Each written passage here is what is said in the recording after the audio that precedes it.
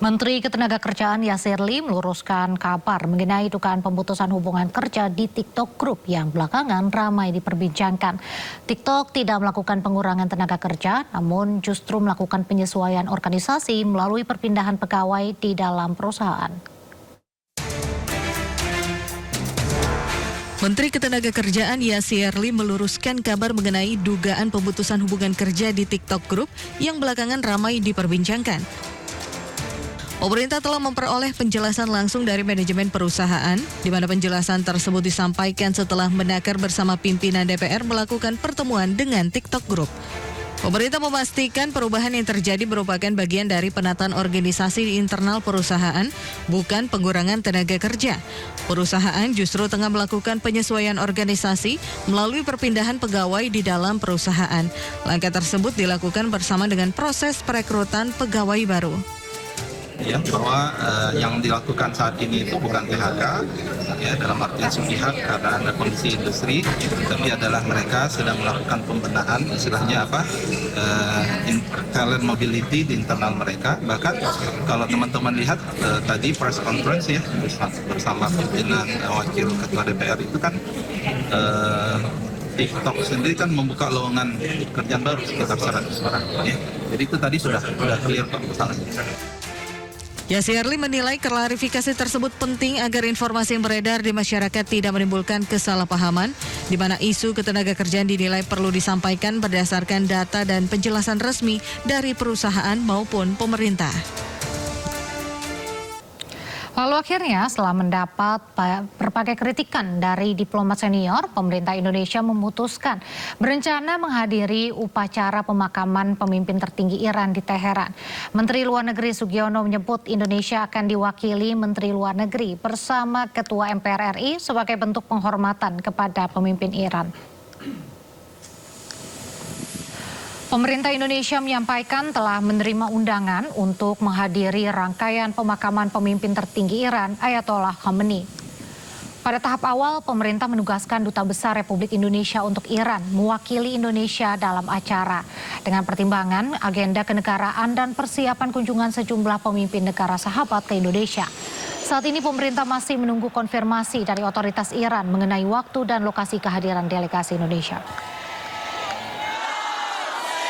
Konfirmasi bahwa pihak Iran hanya akan memberi akses kepada pejabat di atas Dubes pada tanggal 2 kalau saya tidak salah. Jadi kita juga tidak memiliki kesempatan untuk mengirimkan pengganti. Kemudian setelah itu kita juga berkoordinasi dan karena pemakaman itu akan dilaksanakan pada hari tanggal 9, itu hari apa ya? Hari apa? Kamis rencananya. Kita berencana akan hadir.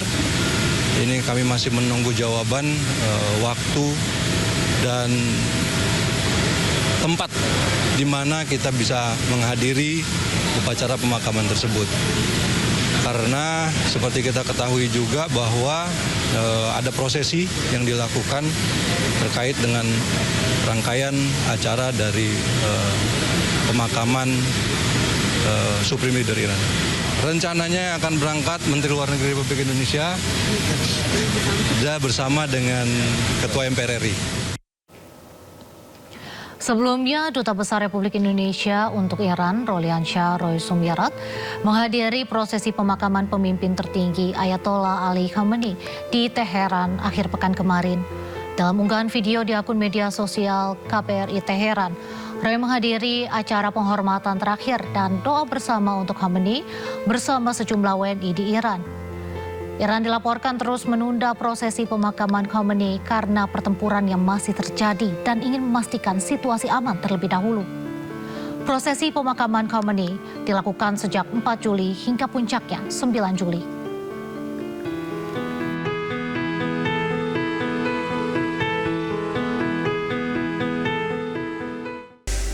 Terima kasih masih di Sindo Sore. Pemirsa, sebelumnya karena hanya kirim duta besar ke Teheran, pemerintah RI sempat dikritik oleh diplomat senior Kemenlu, Ple Priyatna, dan mantan Wakil Menteri Luar Negeri Indonesia, Dino Patijalal. Melalui media sosialnya, Dino Patijalal sempat merasa heran pemerintah Indonesia tak mengirim delegasi resminya yang membandingkan dengan langkah Arab Saudi, Qatar, Turki, Oman, Kazakhstan hingga Malaysia yang berani mengirim delegasi resmi setingkat menteri, bahkan Pakistan mengirim tingkat presiden. Hal yang sama juga disampaikan diplomat senior Ple Priyatna yang melayangkan kritik keras jika benar pemerintah tak mengirim utusan resmi ke Teheran. Ya tentunya dalam tata krama diplomatik, apa sih dosa Iran sampai kita harus mengirimkan hanya duta besar? Pertanyaan saya kan, pertanyaan publik semuanya. Apa kesalahan Iran sampai kita seolah-olah ingin meletakkan Iran itu menjadi kawan yang tidak dekat. Padahal Iran itu kawan kita dekat. Apa dosa Iran sampai kita harus memperlakukan Iran seperti itu hanya kita mengirimkan seorang duta besar? Itu kan pertanyaan besarnya. Sementara negara lain levelnya adalah Perdana Menteri, Presiden, Deputi Perdana Menteri. Kan kita bisa juga memilih siapa? Katakanlah ini bukan soal suka tidak suka, ini soal promosi. Konstitusi wakil presiden ada gitu. Bila mana presiden tidak ingin menghadiri, bisa didelegasikan ke wakil presiden atau ke mantan presiden atau ke mantan wakil presiden. Tapi ada leveling up dari hanya sekedar duta besar gitu. Nah ini yang kita menjadi refleksi. Ayolah, kalau ini memang keliru, masih ada beberapa hari lagi sampai tanggal 9 untuk bisa hadir ya, mengirim putusan yang yang lebih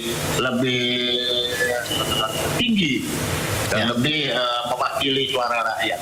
Semoga itu didengar oleh pemerintah kita dan mengirim utusan tertingginya ya. Kembali di Sindo Sore, pemirsa Presiden Prabowo Subianto menyambut langsung kedatangan Perdana Menteri India Narendra Modi dengan upacara kenegaraan di Istana Merdeka. Penyambutan ini menandai dimulainya kunjungan kenegaraan Modi di Indonesia sekaligus menjadi momen penting untuk memperkuat kerjasama kedua negara.